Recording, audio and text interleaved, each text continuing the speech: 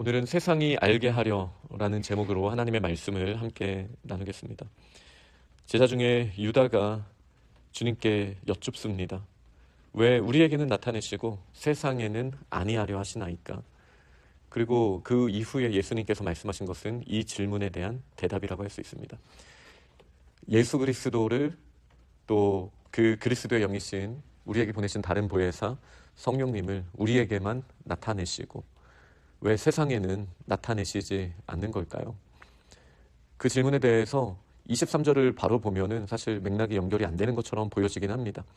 사람이 나를 사랑하면 내 말을 지킬 것이다.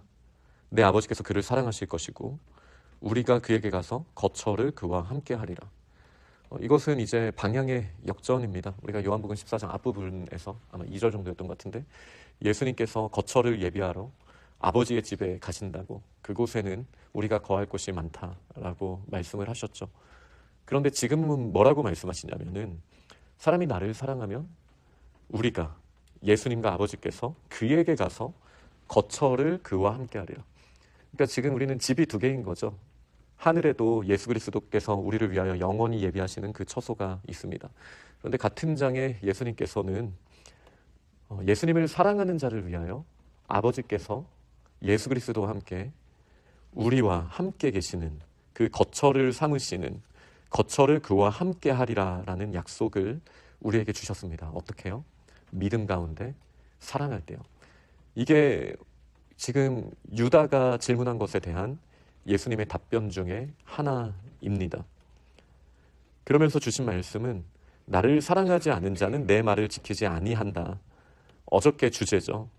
너희가 듣는 말은 내 말이 아니요 나를 보내신 아버지의 말씀이니라. 우리는 예수 그리스도를 사랑하기 때문에 예수님의 말씀에 순종하는 자들입니다. 다시요. 우리가 사랑하기 때문에 순종하는 자이지 순종함이 먼저는 결코 아닙니다. 늘 은혜가 먼저 하나님의 조건 없는 사랑이 먼저 있는 것이고 그 조건 없는 사랑에 우리가 반응할 때 순종이라는 겉으로 드러나는 모습이 보여지게 됩니다. 겉보기에는 이게 항상 너무나 비슷하기에 우리는 양극단의 위험에 빠지곤 합니다. 순종해서 사랑을 얻어내겠다라는 착각, 이 생각에 빠질 수도 있습니다. 그러나 순종하면서 사랑하기 때문에 순종하는데 그 순종하는 모습을 보면서 내가 혹시 순종해서 하나님의 사랑을 얻고자 하는 건가? 내가 하나님의 말씀에 순종해서 다른 사람의 사랑을 얻고자 하는 건가? 라는 질문도 나 자신에게서부터 나올 수도 있고 다른 사람에게서부터 얼마든지 나올 수 있죠. 이 모습은 언제든지 섞여 있습니다. 그리고 그런 부분들이 우리를 주춤하게 할 수도 있습니다. 그러나 예수님께서 말씀하시는 것은 명확합니다. 사람들이 보기에 어떠하든지 우리가 예수님을 사랑하면 우리는 순종하는 그 자리에 나아가는 겁니다. 다른 사람들의 시선이 어떻든 다른 사람들이 어떻게 평가하든 예수님이 사랑하시기 때문에 예수님 말씀 그대로 우리는 순종하는 것입니다. 그러니 순종하는가 아닌가에 우리가 그 초점을 잡을 것이 아니라 지금 주님께서 주신 말씀, 내 말을 지킨다. 그리고 그 말도 예수 그리스도의 말만이 아니라 나를 보내신 아버지의 말씀이니라. 이것이 저희의 기준이 되어야 합니다. 예수님도 이렇게 말씀하셨으니 우리는 우리 스스로가 돌아보면서 우리가 순종하는 것이 나의 뜻을 드러내기 위한 순종인가? 아니면 아버지의 말씀을 듣기 위한 순종인가? 여기에 한층 더 나아가는 것이 중요한 것이지 지금 순종 자체에 대해서 머뭇거릴 이유는 없습니다. 사랑한다라면 주님의 계명을 따르는 것입니다. 주님의 계명은 어저께 이제 중고등부 수련회 때도 말씀을 나눴지만 예수님이 사랑한다라는 것은 잃어버린 한 마리의 양을 찾아가는 그 마음, 낮아지는 마음, 그리고 환대, 누구든지 찾아오는 자들을 환대하는 그 마음, 목숨까지도 내어주신 주님처럼 나에게 하나님께서 맡기신 것을 주기를 원하는 마음으로 어제는 제가 사랑에 대해서 중고등부와 함께 나눴습니다. 마찬가지입니다. 우리가 예수 그리스도를 사랑한다라면 예수님이 먼저 보여주셨던 그 모습 그대로 우리는 순종하게 되는 것입니다. 그러나 그러기 쉽지 않죠. 그럴 때 나에게 순종할 수 있는 의지를 더 주십시오라고 기도할 것이 아니라 우리는 주님의 사랑 안에 더 거하게 하여 주옵소서라고 구해야 될 것입니다. 그리고 거처가 하늘에만 있는 것이 아닙니다. 아버지와 아들께서 우리 안에 함께 하시겠다고 약속하셨고 그 증표는 성령님을 보내주신 것이죠.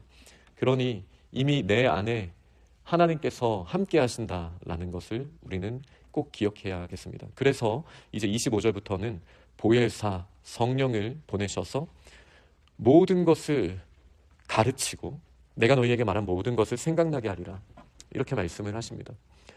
그러니 성령께서 우리 안에 내주하시면서 하시는 정말 중요한 일은 아버지의 뜻을 가르치시는 거예요. 우리가 구분해야 되는 하나님의 뜻 분명하게 보여주시는 것입니다. 그래서 성령께서 아버지의 뜻을 밝히 드러내실 때 우리는 고민하지 않고 하나님의 뜻대로 순종하게 되는 것, 이것이 지금 예수님께서 말씀하시는 중요한 맥락이라고 할 수 있습니다. 사도행전 앞부분 말씀을 봐도 그렇고 서신서를 봐도 그렇고 그런 말이 나오잖아요. 우리의 생각이 사실 늘 흔들리지만 그러나 아버지의 사랑이 명확하게 우리 안에서 성령께서 깨닫게 하시고 예수 그리스도의 가르침을 생각나게 하실 때, 여기서 생각나게 한다는 것은 전혀 새로운 걸 말씀하시는 게 아니거든요. 이미 예수님께서 주신 말씀, 이미 예수님께서 하신 것을 생각나게 하시는 게 중요한 것이죠. 그럴 때 우리는 순종의 길에 더 나아갈 수 있습니다. 베드로와 사도들이 옥에 갇히면서도 매질을 당하면서도 그들은 기뻐했습니다. 그러면서 그들이 했던 말은 이것입니다.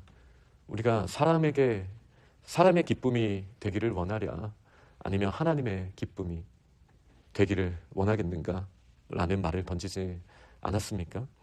우리 안에는 나뿐만이 아니라 다른 사람의 시선을 신경 쓰는 수많은 이유들과 목소리들이 없을 수 없습니다.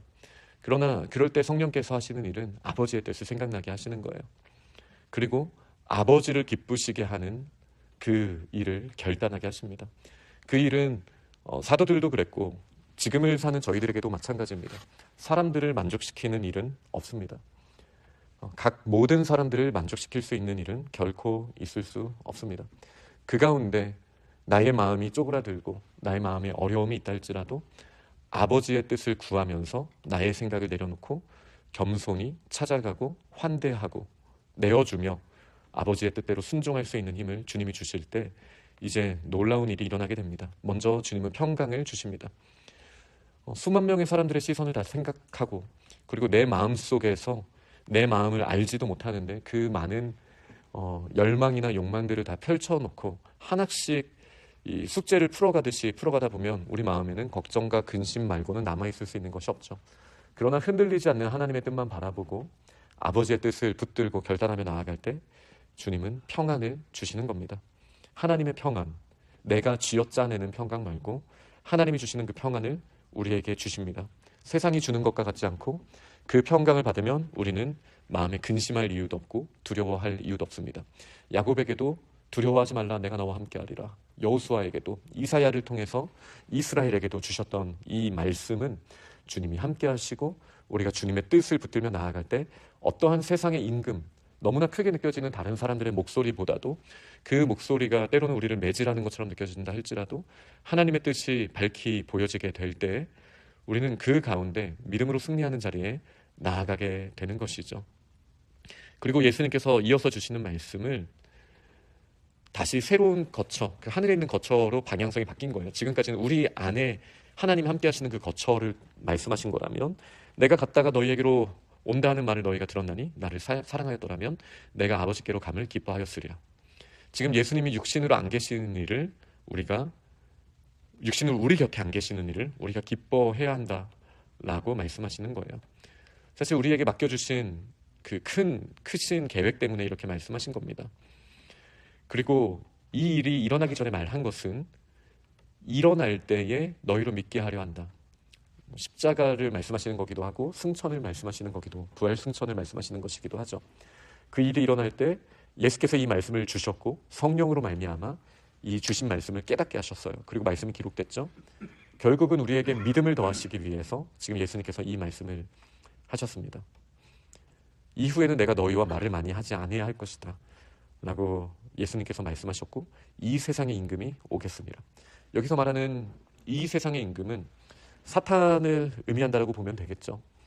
예수님은 십자가에 못 박고 사도들의 사역을 방해하고 지금 우리가 하나 되는 것을 방해하는 그 사탄, 이 세상의 임금이 지금은 이 본문이 말씀하실 때는 예수님이 옆에 계시지만 이제 예수님이 거처를 예비하러 하늘에 올라가실 때에는 이 세상의 임금이 우리 옆에 있게 될 것이다라고 얘기해 주시는 거예요. 그러니 제자들에게 얼마나 큰 두려움이 있었겠습니까? 3년 동안 그렇게 의지하던 예수 그리스도를 이제 옆에 모실 수 없게 되고 세상의 임금이 지배하는 세상, 세상의 기준으로 판단하고 정죄하는 그런 세상이 펼쳐지게 되는데 얼마나 제자들이 두려웠겠습니까? 그런데 예수님은 이것을 더 기뻐하여 할 수 있다라고 말씀하시는 거예요. 왜요? 우리 안에 주님께서 이미 거처로 삼으셨고 육신이 아니라 영으로 우리와 함께 하시기 때문입니다. 그리고 제가 지금까지 설명드린 이 모든 본문의 말씀은 유다의 질문에 대한 대답입니다. 어찌하여 우리에게는 나타내시고 세상에는 나타내시지 않으십니까?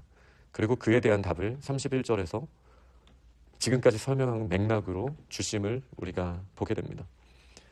내가 아버지를 사랑하는 것과 아버지께서 명하신 대로 행하는 것을 세상에 알게 하려 함이다. 일어나 여기를 떠나자. 결국 믿음으로 예수 그리스도를 사랑하고 계명대로 순종하는 사람들을 통해서 세상은 예수 그리스도께서 아버지를 사랑하시고 아버지의 명령대로 행하신 것을 세상은 알게 됩니다. 하나님께서 성령을 부어주시는 것은 우리에게 부어주시지만 세상은 성령을 부어주신 사람들을 통해서 아버지의 사랑이 어떠한지, 예수 그리스도의 사랑이 어떠한지를 알게 하시는 거예요. 다시 말해 우리를 육신을 입은 하나님의 사람으로서 보내주시는 거예요. 그리고 예수님이 이렇게 말씀하시죠. 일어나라, 여기를 떠나자. 세상을 향해 나아가는 겁니다. 세상에 임금이 있는 곳, 매질이 있는 곳, 억울함이 있고 다른 사람들이 오해를 하는 곳, 우리가 하나님의 일을 열심히 하려고 할수록 너는 지금 잘못하고 있다라고 말이 들리는 곳, 그런 곳으로 일어나 함께 가자라고 말씀하시는 거예요. 억울하더라도 설명할 필요도 없습니다. 우리에게 주신 하나님의 사랑으로 아버지의 뜻에 순종하면 되는 거예요. 아버지의 말씀대로 겸손의 자리에, 한 사람을 찾아가는 그 자리에, 그리고 나에게 다가오는 사람을 환대하는 그 자리에, 그리고 목숨까지 내어주신 예수 그리스도만큼은 아니겠지만 그러나 나에게 맡기신 것을 내어주는 그 자리에 나아감으로써 세상은 예수 그리스도를 알게 될 것입니다. 이것이 예수님이 세상에 바로 성령을 주시지 않고 우리에게 성령을 주신 이유입니다. 세상이 알게 하려라고 제가 오늘 제목을 잡았습니다. 왜 우리에게 먼저 성령을 주셨고 왜 우리에게 하나님의 사랑을 먼저 알게 하셨습니까? 왜 다른 사람들이 알지 못하는 하나님의 뜻을 우리에게 먼저 순종하게 하십니까?